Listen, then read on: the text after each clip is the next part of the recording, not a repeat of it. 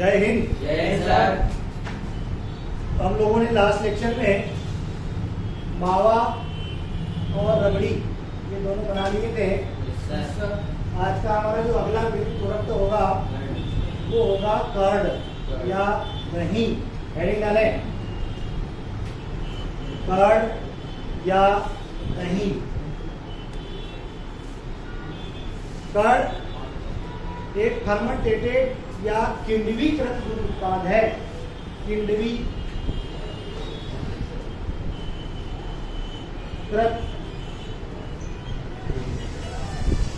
दूध उत्पाद एक फर्मेंटेटेड मिल्क प्रोडक्ट है जो बैक्टीरियल फर्मेंटेशन से तैयार किया जाता है। किससे तैयार करते हैं? बैक्टीरियल फर्मेंटेशन से या जीवाणु किण्वन से तैयार होता है।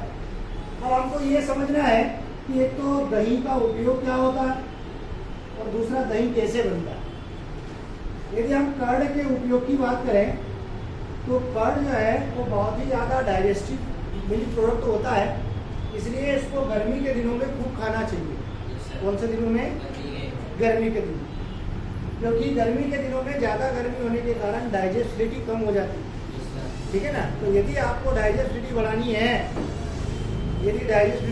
है, तो आपको जो है वो कर्ड या दही जो है वो गर्मी के दिनों में खाना चाहिए। दूसरी बात, कर्ड का न्यूट्रिशन वैल्यू जो होता है वो दूध से ज्यादा होता है। दूध की तुलना में खास करके पाचकता के साथ साथ जो है वो विटामिन जो है वो बी कॉम्प्लेक्स, कौन सा? विटामिन बी कॉम्प्लेक्स की मात्रा इसमें अधिक होती है। ये आपको नोट करना रहेगा, ये लिखना रहेगा कि दूध में जितना विटामिन बी होता है उससे ज्यादा विटामिन बी कॉम्प्लेक्स किसमें होता है? वो दही के अंदर होता है, कर्ड के अंदर होता है। ठीक है ना। इसलिए दूध की तुलना में दही की या कर्ड की न्यूट्रिशन वैल्यू ज्यादा अच्छी है। क्या समझ में आ गया? दही जो है एक ऐसा मिल्क प्रोडक्ट होता है जिसको सब्जी के रूप में भी खाया जा सकता है। सब्जी के रूप में भी खाया जा सकता है।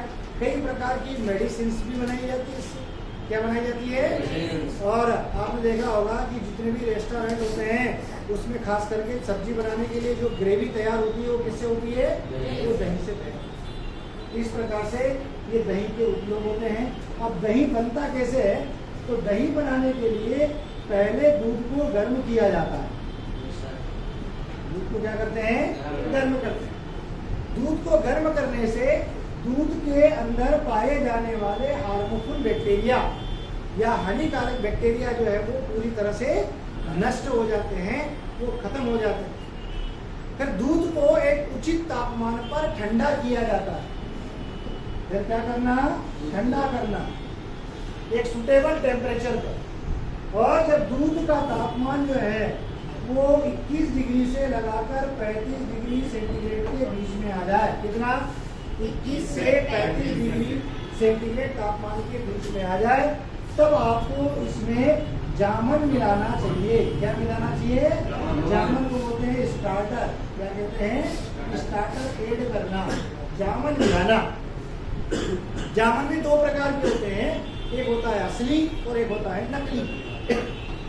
असली जामन का मतलब होता है नेचुरल स्टार्टर, और एक होता है आर्टिफिशियल। आर्टिफिशियल में कई प्रकार के एसिड यूज किए जाते हैं, जबकि जो नेचुरल स्टार्टर होता है वो कर्ड का ही कुछ पार्ट होता है जिसमें लाभदायक बैक्टीरिया होते हैं। जैसे कभी आपने नाम सुना हो स्ट्रेप्टोकोकस लैक्टिस, लैक्टोबैसिलस, स्ट्रेप्टोकोकस सेरीमोरस, अरे नाम सुने? ये सब सारे बेनिफिशियल बैक्टीरिया होते हैं जो स्टार्टर के अंदर होते हैं। और जब उसको 21 से 35 डिग्री सेंटीग्रेड तापमान पर दूध के अंदर इस जामन को मिलाया जाता है तो ये अच्छे बैक्टीरिया उसके अंदर जाकर लैक्टिक एसिड बनाते हैं। क्या बनाते हैं? और लैक्टिक अम्ल बनाते हैं जो दही के अंदर पाया जाता है। और इस अम्ल की वजह से जो है वो लगभग 8 से 10 घंटे के अंदर, कितने घंटे के अंदर? 8 से 10 घंटे के अंदर ये दूध दही में बदल जाएगा। दही कैसे बनाते हैं समझ में आ गया? दही कैसे बनाते हैं समझ में आ गया? दही हमेशा मिट्टी के बर्तनों में नहीं बनाना चाहिए, लेकिन कहा जाता है कि मिट्टी के बर्तनों में बनाने पर दूध दही जमता अच्छा है, ठीक है ना, लेकिन वहाँ पर इन्फेक्टेड होने के चांसेस ज़्यादा होते हैं, इसलिए स्टेनलेस स्टील या टीन के बर्तनों में जो है वो बनाना चाहिए। अरे क्या समझ में आ गया? क्या क्लियर हो गया? यदि जामन अच्छा नहीं है, जामन अच्छा तब होगा जब जामन की अम्लता 0.70% तक हो, जामन की मात्रा 1 से 2% होगी। जामन अच्छा तब माना जाएगा जिसमें स्ट्रेप्टोकोकस लेक्टिस या लैक्टोबैसिलस नाम के बैक्टीरिया होंगे, तब जामन अच्छा माना जाएगा। और कितने तापमान पर? 21 से 35 डिग्री सेंटीग्रेड तापमान पर तब जाके दही बनता है। अगर तापमान कम है और मिला दिया तो भी अच्छा नहीं जमेगा, यदि तापमान ज्यादा है और कम मिला दिया तब भी अच्छा जामन नहीं जमेगा, मतलब दही नहीं जमेगा। इसलिए जो है तो इसमें तापमान और स्टार्टर की क्वालिटी बहुत मायने रखती है, बहुत इंपॉर्टेंट है। जैसा स्टार्टर होगा वैसा ही दही होगा। यदि स्टार्टर अच्छा होगा तो दही भी अच्छा लगेगा। कभी कभार तापमान कम या ज्यादा होने के कारण जो है वो दही पतला के पतला रह जाता है। कभी कभार स्टार्टर ज्यादा अम्लता वाला लेते हैं तो उस दही से स्मेल आना शुरू हो जाती है, स्मेल आना शुरू हो जाती है। जब दही कभी जामन अच्छा नहीं होता है तो खराब बैक्टीरिया डाल देते हैं, जैसे कोलीफॉर्म, तो दही के अंदर से जो है वो बुलबुले उठते हैं, स्मेल आती है, उसके ऊपर फफूंद जम जाती है और ऐसा दही जो है वो खाने योग्य नहीं होता। क्या दही समझ में आ गया? क्या दही समझ में आ गया कि नहीं आया? आ गया। जब दही जमता है तो दही के अंदर जो फैट होता है वो 4 लेयर में डिवाइड हो जाता है। कितनी लेयर में? 4 लेयर। जो पहली लेयर होती है उसमें 48 से लगाकर लगभग 50% तक जो है वो फैट परसेंट होता है। अरे क्या समझ में आया? जो दूसरी लेयर होती है उसमें लगभग 25 से 27% तक जो है वो फैट होता है। तीसरी लेयर जो होती है उसमें 15 से 18% तक होती है, और जो आखिरी लेयर होती है उसमें लगभग 7% के आसपास जो है वो फैट होता है। लेकिन ध्यान रहे दही के अंदर फैट उतना ही रहेगा जितना दूध में रहेगा। ये हम फैट की लेयर की बात कर रहे हैं। किसकी बात कर रहे हैं? फैट की। आपका ऐसा नहीं बोल रहे कि दही में जो है वो 48 से 50% फैट होता है तो आपका आंसर गलत हो जाएगा। अरे क्या समझ में आ गया? इस प्रकार से जो है वो हमारा दही खत्म हो गया है। अब हम दही के बाद में बात करेंगे छेना। अगली हेडिंग डालें छेना।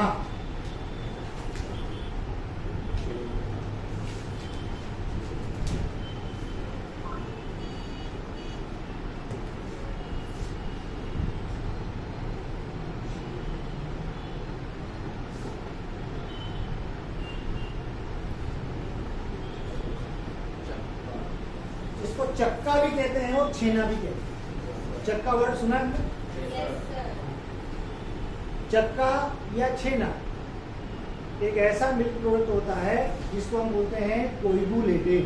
क्या बोलते हैं? कोइगुलेटेड मिल्क प्रोडक्ट होता है। एक स्कंदित या जमाया या जो है वो हम कह सकते हैं फटा हुआ या जमाया हुआ या स्कंदित दूध उत्पाद होता है, जिसका यूज जो होता है वो बंगाली स्वीट्स बनाने में किया जाता है। कौन सी? याद रहेगा?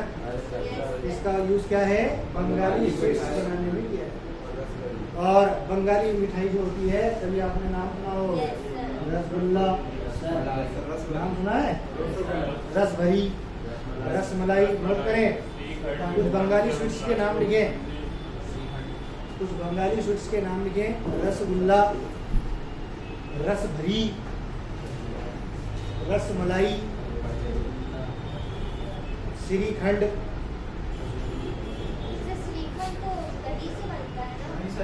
चक्के से श्रीखंड हो गया। पंटुआ, मैंने मावा में लिखा था इसको, क्योंकि मावा और छेना दोनों से मिलकर बनता है, ठीक है ना। संदेश, मैसेज मत लिख लेना, तो इंग्लिश वाले जो अपने अकल लगाएं और मैसेज लिख दें। यहाँ संदेश ही लिखना है। क्या लिखना है? संदेश। ये एक मिठाई का नाम है, इसका नाम है चमचम। एक और लिखो, चमचम। संदेश, चमचम, रसगुल्ला, रसभरी, रसमलाई, राजभोग। क्या नाम? राजभोग। जितनी भी रसदार मिठाई होती है, जितनी भी रसदार मिठाई होती है वो छेने से ही बनती है। और रसदार का मतलब ऐसा कि खाते समय रस की एक दो बूंदे कपड़े पर गिरनी चाहिए, जिसको खाने के बाद में हाथ धोने की जरूरत पड़ जाए। ऐसी मिठाई को हम बोलते हैं छेना मिठाई। क्या कहते हैं? छेना। क्या समझ में आ गया? छेना बनाने के लिए दूध को पास्चुराइजेशन किया जाता है। क्या किया जाता है? और पास्चुराइजेशन का मतलब होता है, पास्चुराइजेशन का मतलब होता है, ठीक है ना, पास्चुराइजेशन में अलग अलग तरीके, दो प्रकार का होता है। मैं अलग से समझाऊंगा उसको, ठीक है। अभी तो आपको ये ध्यान रखना है कि पास्चुराइजेशन का जो तापमान होता है वो लगभग 61.7 डिग्री सेंटीग्रेड पर 15 आधे घंटे के लिए, 30 मिनट के लिए, और लगभग 72 डिग्री सेंटीग्रेड पर 15 सेकंड के लिए, ठीक है ना। अगर आप दूध को गर्म करेंगे तो वो कौन सी मेथड कहलाएगी? पास्चुराइजेशन। क्या कहेंगे उसको? पास्चुराइजेशन करने से 30 मिनट्स, ठीक है ना। पास्चुराइजेशन करने से दूध के अंदर पाए जाने वाले जो हार्मफुल बैक्टीरिया होते हैं, कुछ जर्म्स होते हैं, वो जो है वो डिस्ट्रॉय हो जाते हैं, वो नष्ट हो जाते हैं, जो हमारी बॉडी के लिए या हमारी हेल्थ के लिए अच्छे होते हैं, ठीक है ना। पर जब दूध को स्टरलाइज किया जाता है या पास्चुराइजेशन किया जाता है और धीरे धीरे तापमान जो है वो 80 डिग्री तक लेके जाते हैं। कितने डिग्री तक? 80 डिग्री। और जैसे ही 80 डिग्री तक लेके जाते हैं तो इसमें 1 से 2% जो है वो सिट्रिक एसिड डाल देते हैं। क्या डाल देते हैं? सिट्रिक एसिड डाल देते हैं, या तो फिर नींबू का रस निचोड़ देते हैं। क्या डाल देते हैं? नींबू का रस निचोड़ देते हैं। कितने परसेंट? 1 से 2%। ये जितना दूध लेंगे उसके ऊपर डिपेंड करेगा। हमको 1 से 2% निकाल कर उतना रस उसके अंदर डाल देना है। तो दूध क्या करेगा? फट जाएगा, कोगुलेट हो जाएगा। और जैसे ही दूध फट जाएगा तो हम उसको हाथ से नीचे उतारेंगे, एक कपड़ा लेंगे और कपड़े के अंदर उस मटेरियल को डाल देंगे तो उसमें से पानी बाहर हो जाएगा और जो सॉलिड होगा वो उस कपड़े के अंदर ले जाएगा। उसकी एक पोटली बना लो, वो टांग लो, लगभग 12 घंटे टांग लोगे, उसके अंदर जितना भी पानी होगा वो सारा सब जो है वो बाहर आ जाएगा। पोटली को नीचे उतारो और खोल के देखो तो आपको सफेद रंग का दिखाई देगा छेना। क्या नाम? और इस छेने का यूज क्या करेंगे? हाँ, रसगुल्ला, श्रीखंड बनाने के लिए इसका इस्तेमाल करेंगे, बंगाली डिश पे इस्तेमाल करेंगे।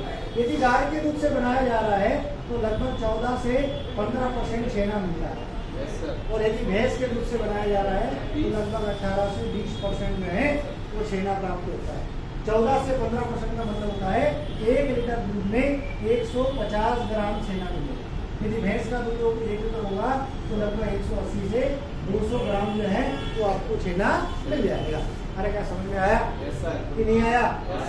छेना बनाने के लिए cow milk is the excellent milk. गाय का दूध सबसे अच्छा दूध होता है।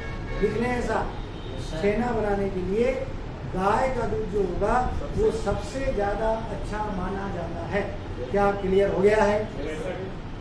क्योंकि गाय के दूध में फैट परसेंट कम होता है, फैट ग्लोब्यूल्स का साइज छोटा होता है, तो छेना हमेशा चिकना बनता है। और बंगाली मिठाई बनाने के लिए पहले छेना को चिकना करना पड़ता है। तो पहले से चिकना होगा तो ज़्यादा चिकना करने की आवश्यकता नहीं होगी। इसलिए गाय का दूध जो होता है वो छेना मेकिंग के लिए बहुत अच्छा माना जाता है। क्या क्लियर हो गया? अरे छेना क्लियर हो गया? बंगाली मिठाई समझ में आ गई? कौन कौन सी होती है? बना लूँगे क्या? बहुत बढ़िया। अगली हेडिंग डालें, दूध पाउडर, मिल्क पाउडर। अगला प्रोडक्ट हमारा होगा मिल्क पाउडर। मिल्क पाउडर या इसको बोलते हैं दूध चूर्ण या ड्राइड मिल्क। क्या कहते हैं इसको? ड्राइड मिल्क या दूध पाउडर या दूध चूर्ण। अरे क्या समझ में आया? या इसको बोलते हैं सूखा दूध। सूखा दूध। ये ड्राइड मिल्क बनाने का जो प्रचलन है हमारे देश में सबसे पहले अमूल डेयरी ने शुरू किया। किसने किया था? यदि अगर आप दूध को सुखा लेते हैं तो दूध को आप लंबे समय तक यूज कर सकते हैं। यदि मिल्क को लॉन्ग टाइम तक प्रिजर्व करना है तो आपको उसको सुखा लेना चाहिए, उसका पाउडर बना लेना चाहिए। तो दूध को जो है वो हम लंबे समय तक आसानी से प्रिजर्व कर सकते हैं या स्टोर कर सकते हैं। हम ये भी कह सकते हैं कि सूखा दूध बनाना दूध को प्रिजर्व करने की एक मेथड है। क्या है? एक मेथड है जिसकी वजह से हम दूध को लॉन्ग टाइम तक जो है वो प्रिजर्व कर सकते हैं। भारत के जो हिलीज एरिया हैं, जो पहाड़ी क्षेत्र होते हैं, ऐसे क्षेत्रों में हम लिक्विड दूध को जो है वो लंबे समय तक वहाँ पर यूज नहीं कर पाते। तो ऐसे क्षेत्रों में वहाँ पर दूध का पाउडर बना लिया जाता है और दूध को बेचा जाता है। जैसे हमारे मिलिट्री के जवान हैं, वो ऊंची ऊंची पहाड़ियों पर होते हैं जहाँ पर चढ़ना बहुत आसान नहीं होता। अब बताओ वहाँ पे गाय भैंस कैसे ले जाएं? वहाँ मोटरसाइकिल से टंकी से कैसे दूध ले जाएंगे? बहुत पे ले जाएंगे तो गर्मी ज्यादा होने के कारण खराब हो जाएगा। तो फिर क्या करो? दूध का पाउडर बना लो। जब भी उनकी इच्छा होगी तब पानी में घोल के पी लो। और जब दूध पाउडर को पानी में घोल के जब दूध बनाया जाता है उसको बोलते हैं रिकन्स्टिट्यूटेड मिल्क। क्या बोलते हैं उसको? रिकन्स्टिट्यूटेड मिल्क के नाम से उसको जाना जाता है। तो दूध है क्या? दूध पाउडर, लेकिन आपने उसको पानी के अंदर घोल लिया और वापस से दूध बना लिया। तो ऐसे दूध को हम क्या बोलते हैं? रिकन्स्टिट्यूटेड मिल्क के नाम से भी जानते हैं। अब सबसे महत्वपूर्ण चीज ये होती है कि ये दूध बनता कैसे है, दूध पाउडर कैसे बनाया जाता है। दूध पाउडर बनाने की दो विधियां होती हैं। कितनी विधियां? दो विधियां। एक होती है फुहार शुष्कन विधि। शुष्कन विधि इसको बोलते हैं स्प्रे ड्राइंग मेथड। दूसरा होता है ड्रम या रोलर विधि। इसको बोलते हैं ड्रम हेड ड्राइंग मेथड। दूध चूर्ण जो है वो दो विधियों से बनाया जाता है, एक फुहार शुष्कन विधि से और एक ड्रम हेड या रोलर विधि से बनाया जाता है। क्या क्लियर हो गया? दूध चूर्ण कितनी विधियों से? दो विधियों से, फुहार शुष्कन विधि और एक ड्रम हेड या रोलर मेथड से बनाया जाता है। इन दोनों विधियों में फुहार शुष्कन या स्प्रे ड्राइंग जो मेथड होती है ये एक्सीलेंट मेथड या सबसे अच्छी विधि मानी जाती है। देखना पतंजलि का भी दूध पाउडर आता है, उस पर लिखा रहता है कोने में prepared by spray drawing method. कौन सी मेथड? Spray drawing method. ठीक है ना? ये विधि इसलिए ज्यादा अच्छी होती है क्योंकि जब इस विधि से दूध चूर्ण बनाया जाता है तो जो मिल्क के पार्टिकल होते हैं, जो दूध कणों का जो साइज या आकार होता है वो कितना होता है? लगभग 10 से 15 माइक्रोन का होता है। कितने माइक्रोन का? 10 से 15 माइक्रोन का होता है। और इनका सॉल्युबिलिटी जो परसेंटेज होता है वो 99% होता है। इसलिए ये मेथड जो है वो सबसे अच्छी विधि मानी जाती है। और ये विधि इसलिए ज्यादा अच्छी मानी जाती है क्योंकि इसमें 10 से 20 माइक्रोन जो होता है वो मिल्क पार्टिकल का साइज होता है और लगभग 85% सॉल्युबिलिटी परसेंट होता है। कितने परसेंट? 85% जो है वो सॉल्युबिलिटी परसेंट होता है। इसलिए ये मेथड अच्छी नहीं होती है और ये मेथड सबसे ज्यादा अच्छी मानी। क्या क्लियर हो गए दोनों विधि? जब फुहार शुष्कन विधि से हम दूध पाउडर बनाते हैं तो उसके लिए एक ड्राइंग रूम होता है, जैसे ये ड्राइंग रूम। और इस ड्राइंग रूम के अंदर 200 से लगाकर 300 डिग्री फ़ारेनहाइट तापमान वाली जो है वो यहाँ पर एनवायरनमेंट बनाया जाता है। और इस घर के अंदर नोजल के थ्रू, स्प्रे के थ्रू जो है वो दूध को घर के अंदर भेजा जाता है। और वो जब मिल्क का जो साइज होता है या मिल्क की जो ड्रॉप्स होती है वो धीरे धीरे जब जमीन पर आती है तो सारा पानी उड़ जाता है और वो पाउडर जो है वो जमीन पर जो है वो इकट्ठा हो जाता है। इकट्ठा होने के बाद में उसको इकट्ठा कर लेते हैं, पूरच लेते हैं और बड़े बड़े मिक्सर ग्राइंडर में पीस कर उसको पाउडर बना लेते हैं और पैकिंग बनकर पतंजलि का थप्पा लगा के बाजार में ले लेते हैं। अरे क्या समझ में आया? इस मेथड में क्या करते हैं, एक रोलर होता है और ये रोलर ऐसे घूमता रहता है, सिलेंड्रिकल होता है और ये घूमता रहता है। इसके अंदर जो है वो गर्म हवाएं भेजी जाती है, तो जिससे ये भी गर्म हो जाता है। लेकिन इस मेथड से अगर आप मिल्क पाउडर बना रहे हैं तो आपको दूध गाढ़ा भेजना पड़ेगा। कंडेंस्ड मिल्क का यूज करते हैं और उसमें लगभग 40% जो है वो टोटल सॉलिड होने चाहिए। कितने? 40%। जब गाढ़ा दूध होगा और रोलर घूमेगा तो ये धीरे धीरे बहेगा, तो पता चला पतला दूध डाल दिया तो डालते से ही नीचे आ जाएगा, ठीक है ना। तो जब गाढ़ा दूध डालेंगे तो धीरे धीरे बहेगा और धीरे धीरे बहेगा तो सीधा इसका मॉइस्चर एवोपरेट हो जाएगा और वो जो पाउडर रहेगा वो इस पर चिपक जाएगा। बस इसको कुरच लो और वही मिक्सर ग्राइंडर में पीस दो और वही पतंजलि का थप्पा लगा के बाजार में ले लो। बस अंतर ये है कि इसका सोलिबिलिटी परसेंटेज कम होता है क्योंकि मिल्क पार्टिकल का साइज बड़ा होता है और इसका सोलिबिलिटी परसेंट ज्यादा होता है और इसका जो है वो पार्टिकल का साइज कम होता है। क्या मिल्क पाउडर समझ में आ गया? आज के लिए इतना। जय हिंद।